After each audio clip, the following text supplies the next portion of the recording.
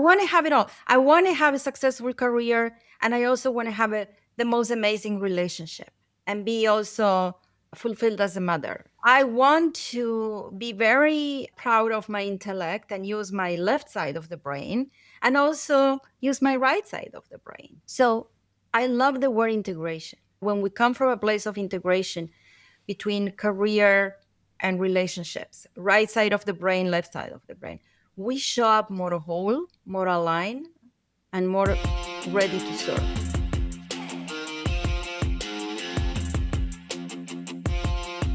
Welcome to the How Leaders Think podcast, the show that transforms you by renewing your mind and giving you new ways to think. I am your host, Kenny Lange, and with me today is the Gabriela Embon. She is a life and relationship coach, author of Becoming a Power Couple. Boom! Got my copy right here, tell you what. She is also a speaker and the host of the Life Engineering podcast, which I am grateful to be a guest on. So check it out. We got reverse episodes. And she's also the founder of the Coaching Academy, and she helps high achievers engineer extraordinary careers and legendary relationships without having to sacrifice one for the other. Welcome to the show, Gabriela. Thank you, Kenny, for having me. Excited to do this again. Yes, it's going to be fun. This time I ask the questions. I am far more comfortable on this side of things. I'm a recovering control freak. I'm not dead. God's not done. Well, tell me today, Gabriela, what is on your mind? Today, what's on my mind is a lot my family. First of all, it's been a week. We are back home from a week in the hospital. Ooh. My husband had spine surgery. Yeah. And Wow. thank God he's fine and he's recovering. Good. And also what's in my mind is really my family, because this morning we actually had to go to my youngest school to have a difficult conversation for the first time.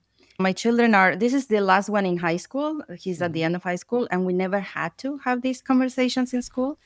I didn't sleep well at night. I was nervous. And one thing that my husband said, and he drove today for the first time after the surgery, he said, Nice. to the principal, he said, we don't send our kids to school to get values, the teacher's values. We send them for the academics, the social values they get at home. This is our job. Because one of the teachers was trying to pretty much impose her own views on a 16-year-old. That was the reason that he said.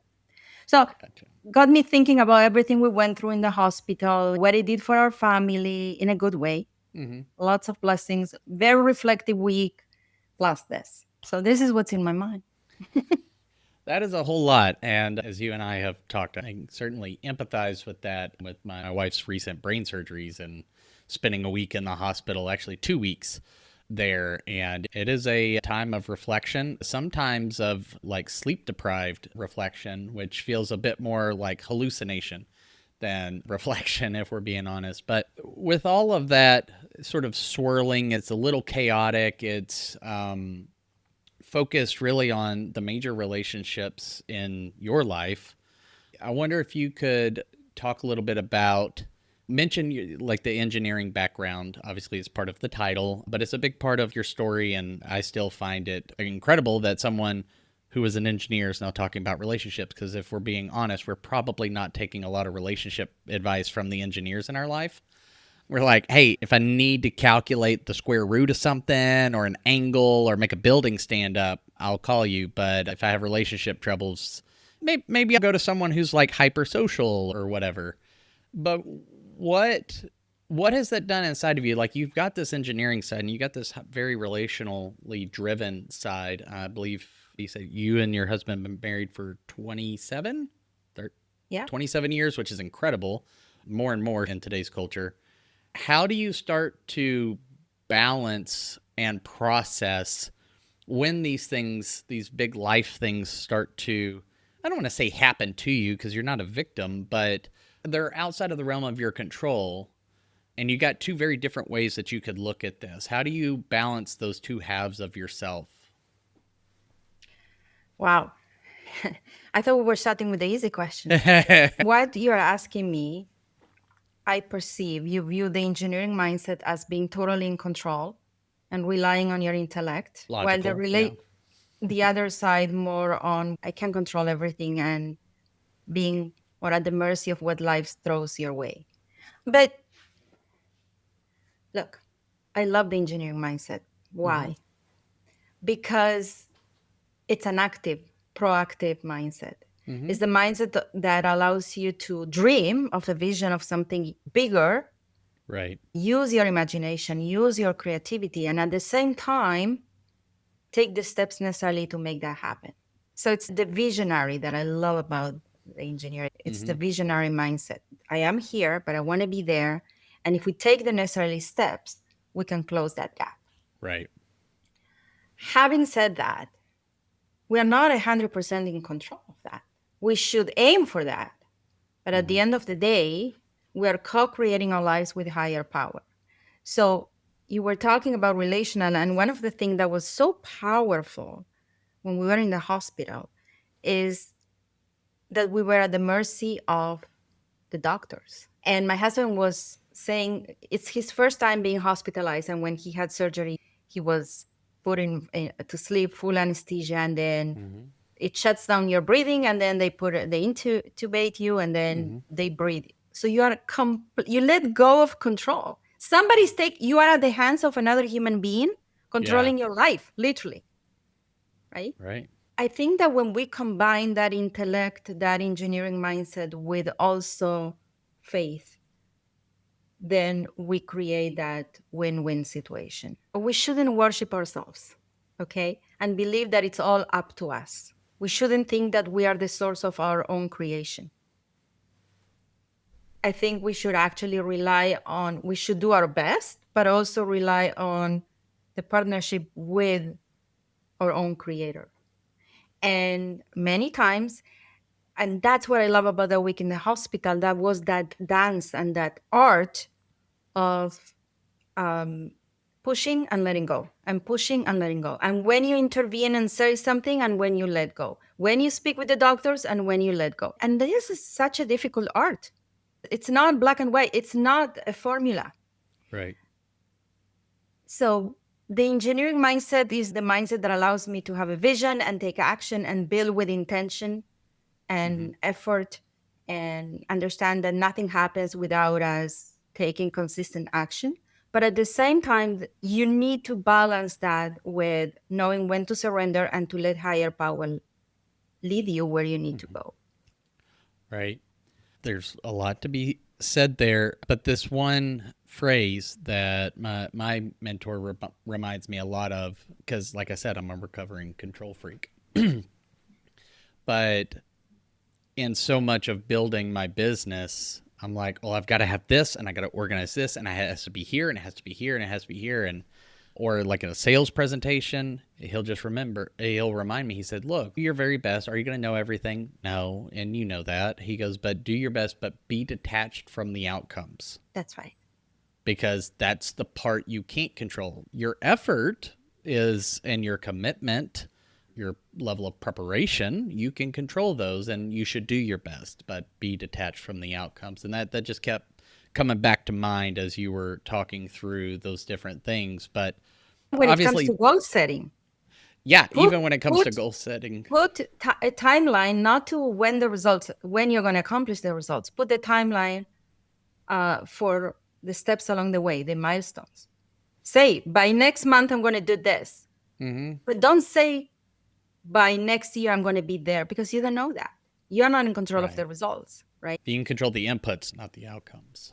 So you're processing through what can I control, what can't I control, when do we lean in, when do we want to pull back. I think as I listen to that, I know for myself and others have from coaching conversations or just friends, knowing when do we really dig our heels in. We try to take control and take agency of what's ours, and when do we need to be a little more patient, sit back a little bit? What helps guide yours and even your husband's sense of the timing in that? Because I think some people view it as there are those that know when to, and then there are those that don't. They're either like always on, the control freaks, and then you got the other side of just whatever happens, happen, like some sort of like just lazy hippie sort of thing. And I hear you saying a both and, but that just feels very difficult. So, what has shaped that or allowed the two of you to know how to do that? Because, at least in your case, you're watching your husband be in the hospital, right? So, it's not happening to you, but it is. So, you've got to take someone else into account when you do, if you do want to press forward and you do want to be a little bit more vocal. So, talk us through that, how you discern. It's, I wish I could give a formula for that, but of course there's none. That discernment is in, I was discussing this week with friends. It's difficult, it's a thin line, but I can tell you experientially what I felt was, for example, we were in the queue for surgery for 2, 3 days. So at night, when we realized he was not going to have surgery and he could finally eat, I would go home, knowing that the day he has surgery, I'm going to stay overnight. Don't ask me why, but the last day I went to the hospital, that's the only day that I actually took my toothbrush and my toothpaste. It's almost as I knew this is the day. There was an intuition. I think we were very present and we were in a very good mood. We Yeah. were in a high consciousness of gratitude. And that's why we felt we were being guided and including when to speak up and when to let things happen. I think that if you come from a place of fear, if you come from a place of lack, if you come from a place of reactiveness, it's going to be very difficult because you're not letting the process reveal itself. You're actually trying to control it, right? Which could actually just make things worse. You're no one else than just yourself. You're just like psychologically torturing yourself through something that wasn't And you're necessary. missing the gifts along the way Hmm. because there were so many gifts. And by the way, we had fun during that week. We made jokes all the time. At a certain point, my husband said to the doctor, "Don't mistake my humor for the fact that I'm not in pain." You might think I'm not in pain. Like, I'll give you an example. Every time a doctor came into the room, and that ties into having fun with your spouse. Every time a doctor came into the room and didn't meet me before, so who are you? And I would say, I'm his lover, but he doesn't want his wife to know I'm here. And we had fun. We had fun. That's funny. Yeah, that sounds like some goofy, twisted humor that my wife and I would use as well. We never Um, stopped praying. I think this is part of what keeps our relationship alive. yeah, Since we've been yeah. together for 30 years, 27, right? We never stop having fun and playing. You said about being aware of where your thoughts, your intuition, your sensing are coming from. Is it from that place of fear, lack, scarcity, all those things? Or do you feel like you're in a place of joy, abundance, optimism, hope? Because you're going to have, your gut's going to feel something either way. That's right. And I've experienced the both sides of that, and I love the way that you articulated it simply. I should probably send more of my ideas to you so you could simplify them for humans and then I could use them. But something I have been thinking a lot about and even mentioned on I'm part of a coach community. We have a weekly call and I jumped on, and one of the things I said I've been focused on in the last 3 months since I could return to work and my wife was getting closer to being able to drive and all these things she was finally recovering is just have I been trying to be someone else in business? Have I been trying to lean into what all the gurus say, what all the books say? And it's not that there isn't wisdom out there to be gleaned. I'm all for it. Hell, this whole podcast is out here to expound on that. But there is a reason why it says how leaders think instead of what leaders think, because I don't think we need more whats. I think we need more frames and perspectives that we can apply to ourselves to get what's my version of your success. And it's been surprisingly more difficult than I thought. I usually lead with my gut, but there's just been life circumstances to where I'm like, oh, maybe I shouldn't trust it. And it sounds like you found a way to come from a healthy place and trust your gut on, okay, yeah, interesting thought. I'm going to go ahead. I'm going to take my toothbrush today. I don't know why, but this is occurring to me today. It didn't occur to me the previous 2 days. I'll just lean into it. And I think more people would probably be better off and have their own unique success if they leaned into that, so long as they're coming from that healthy place. Is that something you found and cultivated within yourself? Has that always been natural? And do you help, how do you help clients and others with that? Because that would seem to be somewhat central to just how you show up and operate. It hasn't always been like that. I Hmm. pretty much come so, okay, I have to take a step back. I did my Enneagram after I saw your signature. I've done it before, but I forgot what it was. So I did my Enneagram, and I don't remember the name. If you are SX, mine is self-preservation, Yep. and then the SX, and last is the social, Right. which I'm not surprised. And it's the three, right? It's the overachiever, the one that wants to achieve. You're Which none of that is actually foreign to me. It makes a lot of sense. But right. so I wasn't always like that. I Yeah. was very much into the hustle, the self preservation. And in fact, the hustle motivated me. The self preservation was my main motivator. Everything I did was just to buy certainty.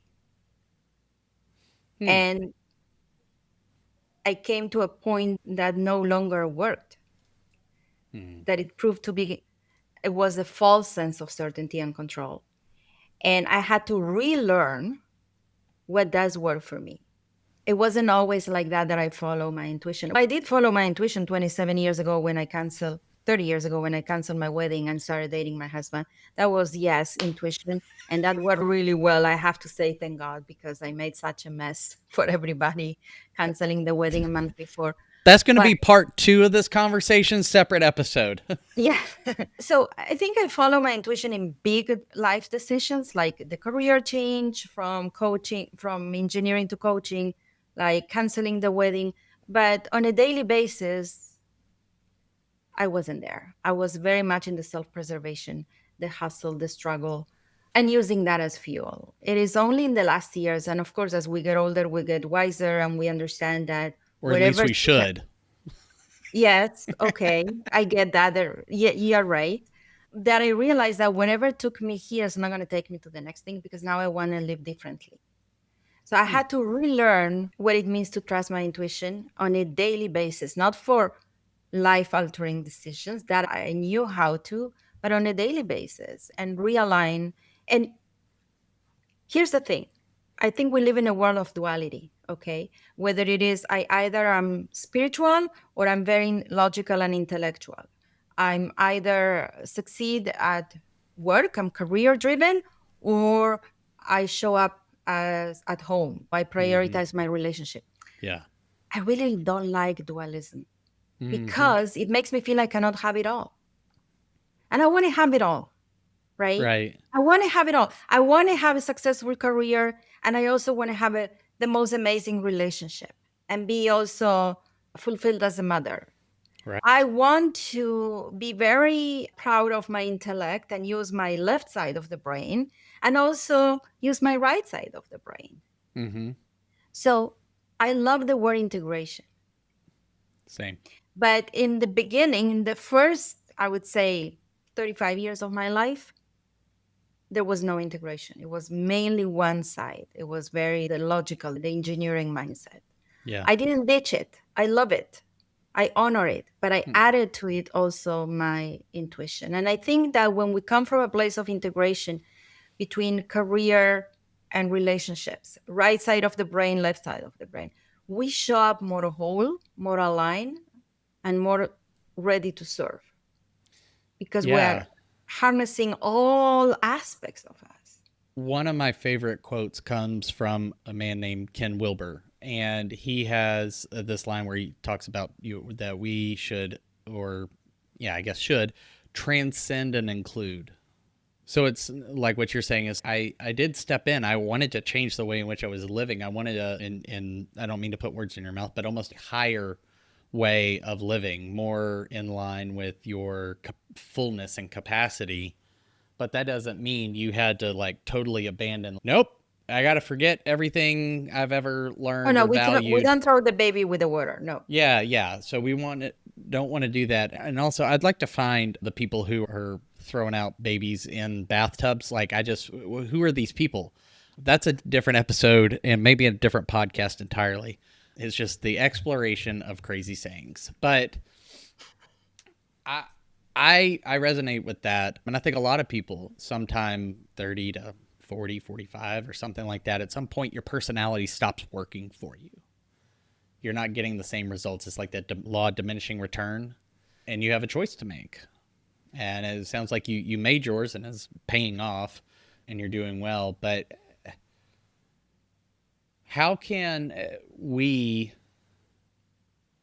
step more fully into that awareness? Because what I hear, and this is something I've observed within myself and my clients and others, is we have to gain an awareness of reality about ourselves, others, relationships, situations. Be honest or candid, whatever your term of choice is. But really, it's about getting rooted in the reality of our identity, what it is, and what we'd like to be. Because that's where I think even James Clear talks about this in the Atomic Habits, is that the most sustainable transformations come from a place of identity, not just That's right. behavior modification.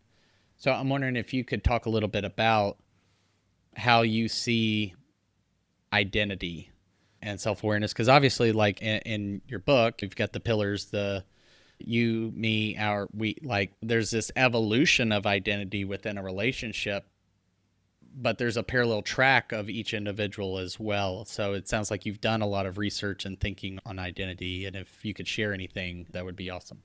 The first pillar is the me, right? Mm-hmm. And that's all about self-awareness. Mm-hmm. And although I say this in the second pillar, you should never stop doing a PhD on your spouse. I think you should also never stop doing a PhD on yourself. Yeah. We're always evolving. So our identity is evolving as well. And for me, it was always the overachiever. But then when I got married, became also the mother, the wife. And the idea that if I integrate if I integrate my life, all parts of me, then I can actually play all of this. Hmm. Now, when it comes to marriage, because after all, my book is about marriage or committed relationships, there is an identity shift that happens there that I think not many people are aware of. Mm-hmm. When a couple gets married, there's a woman and a man, or if it's a homosexual, doesn't matter. Two people getting married, but for the sake of the simplicity, I would say a woman and a man getting married. But the moment you get married, that identity changes. Now you are not a woman and a man anymore. You are a husband and a wife, and that is the new identity that needs to be embodied. You have to grow into it. So, for Yeah. example, if as a man I would look at other women because that's what men do and that's fine, then as a husband I don't do that. Why? Because a husband doesn't do that. And then also looking at the marriage itself as an entity. Big why? Why would you do that? Why would you look at the marriage as an entity? You have an idea? What's the I, benefit of doing? Look, we already did your podcast. All right. Okay, all No, I'm right, just all kidding. right. No, I love the concept because I teach this. I believe this about marriage and relationships, but I also believe this applies in organizations. Is That's right. that the shared relationship is its own thing with its own needs, with our its own desires of contribution.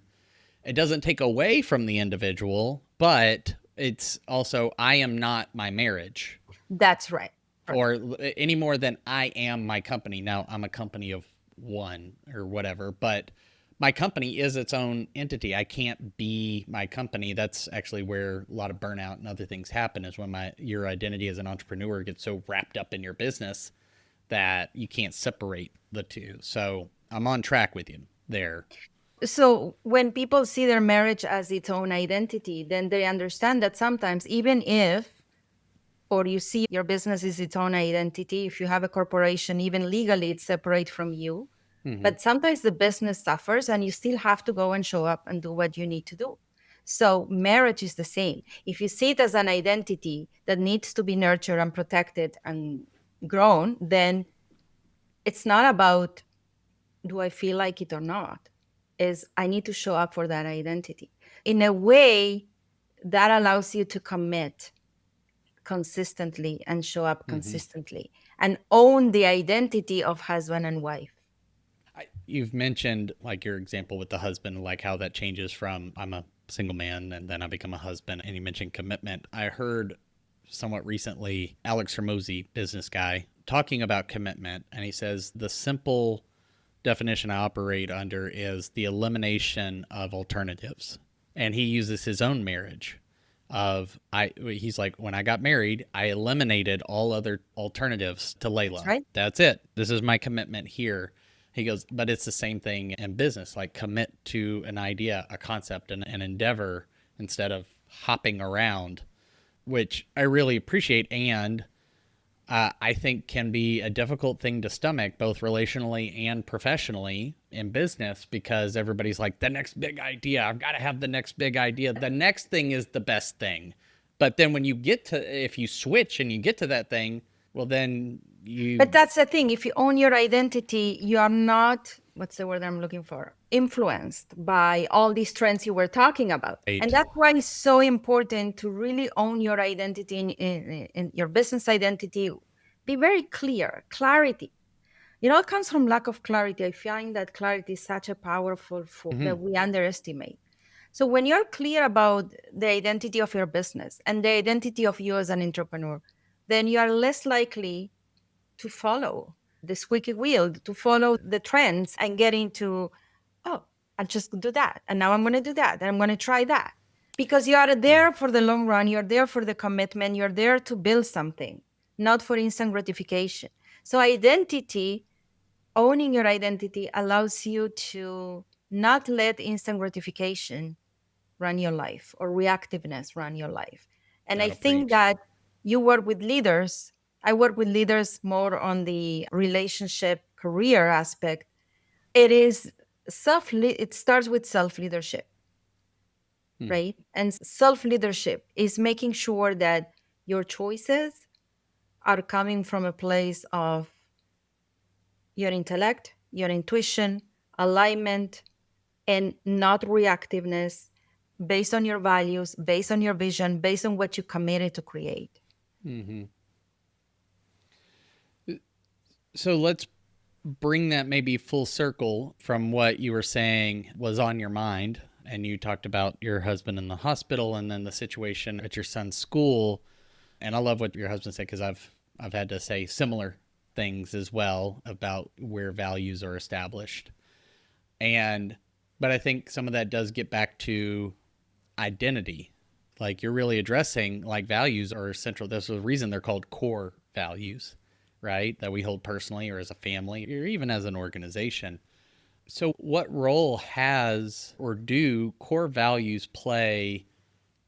It sounds like it's a little easier to get there with the situation with your son, but even in the situation with your husband in the hospital, what about your identities informed the way you were able to navigate through that with such hope and even making jokes and things like that? How did being rooted in that? Because you could just believe this is the way things are always going to be. We're just going to be in hospitals. It's going to go wrong. This is blah, blah, blah. Or, now this is the world we live in and we're going to have to fight every year and every teacher and every school and every blah, blah, blah, blah. I think it's very easy to get there. And I think a lot of people are living there in their mind. I'm not antagonizing those folks for having gotten to that place. I'm given to those thoughts myself. But how did the core values and identity help you navigate those two situations? I'll separate these to two different answers to questions. Take first the core values. So during that week that my husband was in the hospital, I had two speaking engagements. One was a small talk that I had to give on relationships on Saturday morning.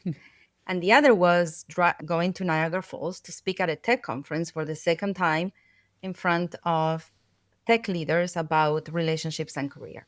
And because I'm very connected to my core values, I just cancel everything.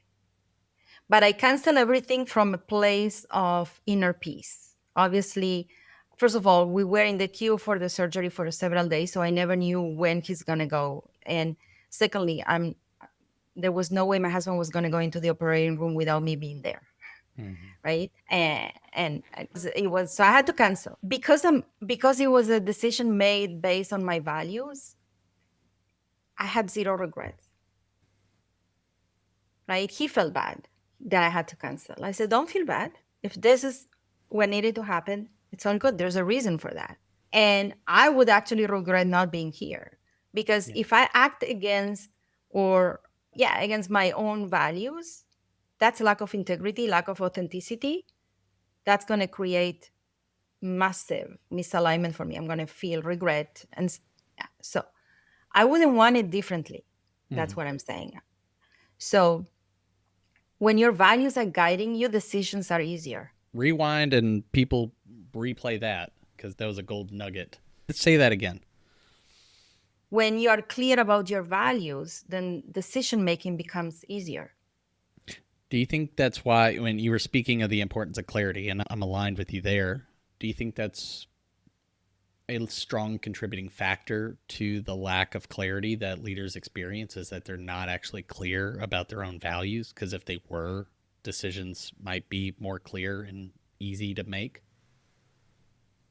I think it's a big part of that. Not just values, but also why are you going after why is this your vision? What do you want to create that? Why is that Mm-hmm. important for you? If we take this a little bit deeper, we need to understand how we make decisions, right? Yeah. As adults, most of our decisions are an unconscious attempt to correct our childhood. For example, if my mother worked two jobs and I never saw her, I might choose as an adult woman to be a stay home mom. Now, there's nothing wrong with that. But if I do it from a place of correction, because I don't want my kids to experience the pain that felt, Mm-hmm. then that is not a choice coming from values or alignment. That's a choice coming from correction. And when I make a choice from correction, I actually create more of the same, more correction. Now, if that choice was made of complete alignment and values, it will create only satisfaction for me. Now, when leaders make decisions in their businesses, in their positions, we want to make sure that you're making decisions from the right place, Mm-hmm. not from a place of correction or obligation. Now, obligation is easy to spot, right? But sometimes people say, no, this is what I wanted to do. I'm like, is it? Or is it the part of you that is correcting your past that wanted that?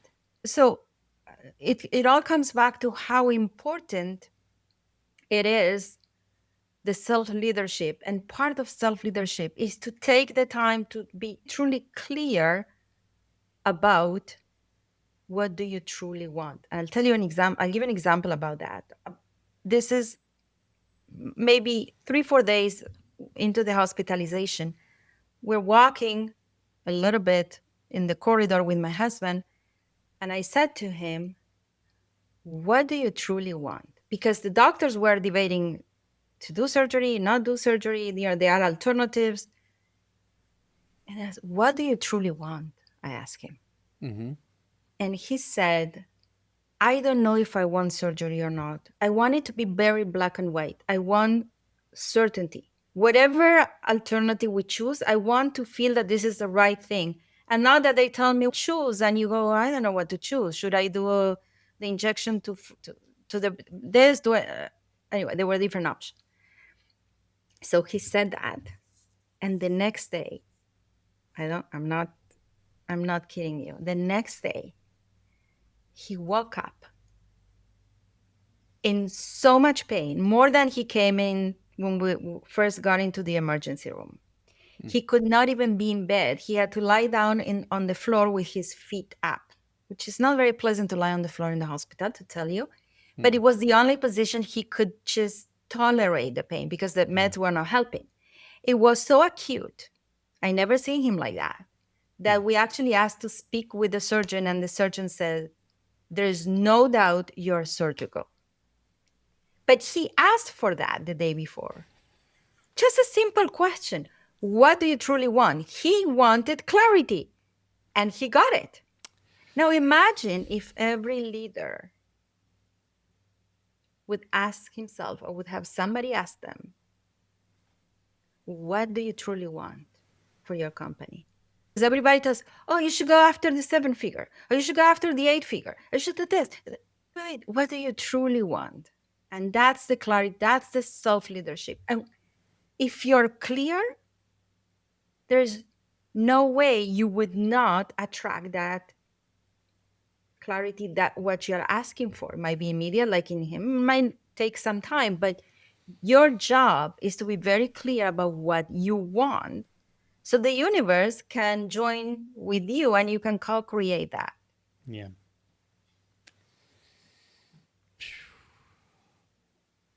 Man. All right. There's a lot. I'm going to have to go for a walk and We process this didn't talk conversation. about marriage, No, but we that's didn't. okay. We A did. We little bit, mentioned yes. you were married and that I was too. And there we go. We snuck it in. Marriage. Hashtag marriage. It there. I think there's far more to keep digging into this, and there's a recency bias in my mind because of some of the things I'm working on where I want to keep digging into it. But this is not meant to be a 3-hour podcast. Maybe one day I'll have one of No, those. Rogan. I'll Yes. yeah, I'll turn into Joe Rogan. I'll shave my head and make 50 mil a year from podcasting. But until such a time, we'll wrap at a good time. But if somebody's listening to this, and whether married or not, but they think, man, I don't know what I truly want. I'm not exactly sure where my values are rooted. I don't feel like I have that clarity, or maybe they've been making those corrective decisions. So that place of identity, getting clarity on that identity is not something you just do like a weekend retreat and then you're done. But if somebody wanted to make some progress in the next 24 hours, spending little to no money, what advice would you give them to start to gain that self awareness that you say is so critical as a starting point to all the things we've talked about? Um, First of all, you can always ask for clarity, by the way. If you don't know what you want, then ask for clarity.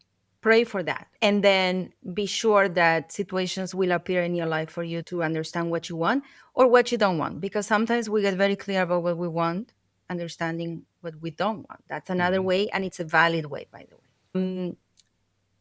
And journaling on very important questions. If nobody was watching, if I had no fear, Mm-hmm. what would I create? If money was not a concern, what would I create?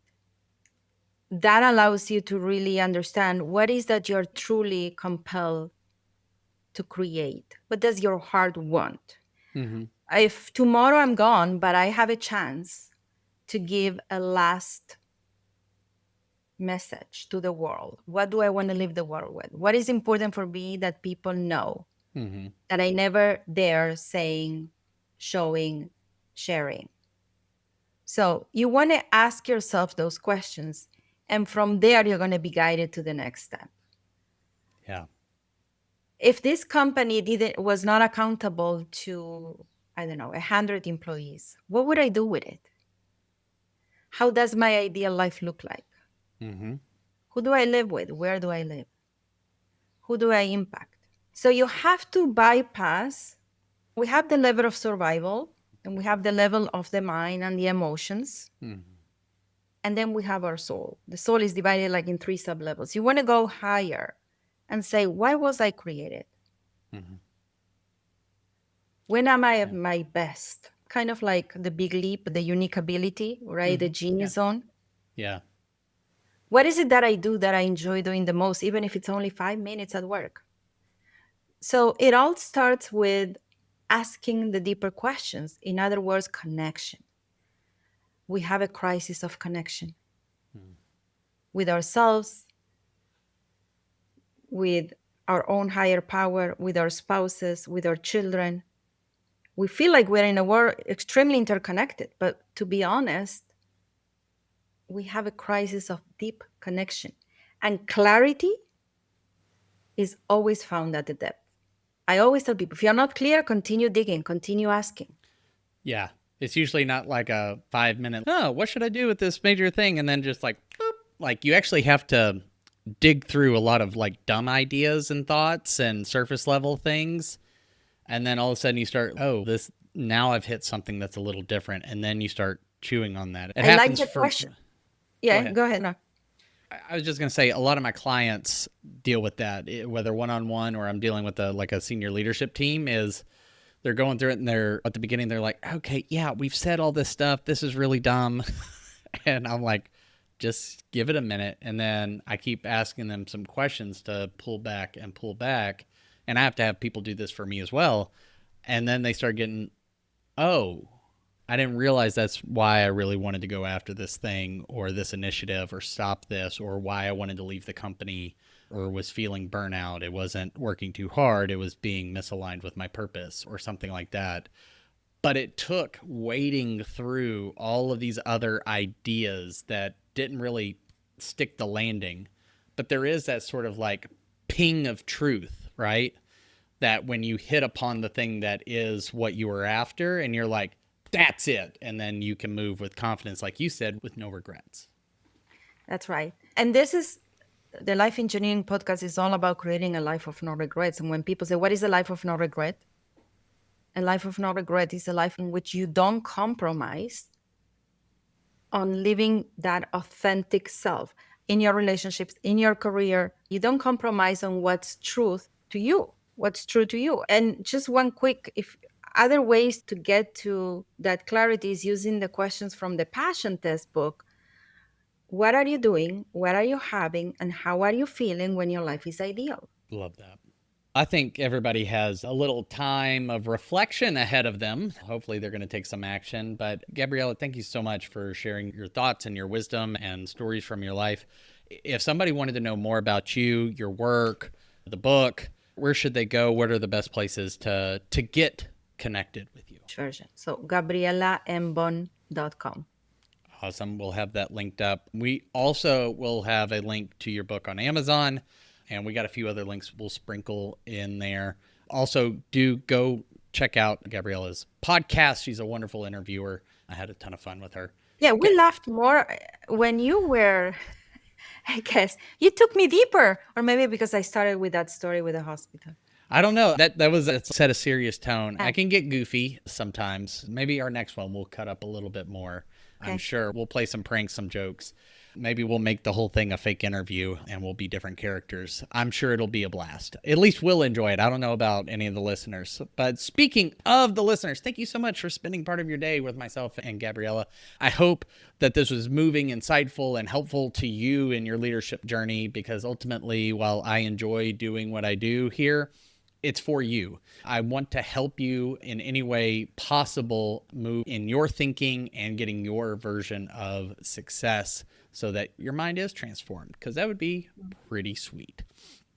If you do me a favor, like, rate, review, subscribe on whatever platform of choice that you like to consume podcasts on, video, audio, the carrier pigeons, if you get it that way. Scrolls. I don't know. People still reading scrolls?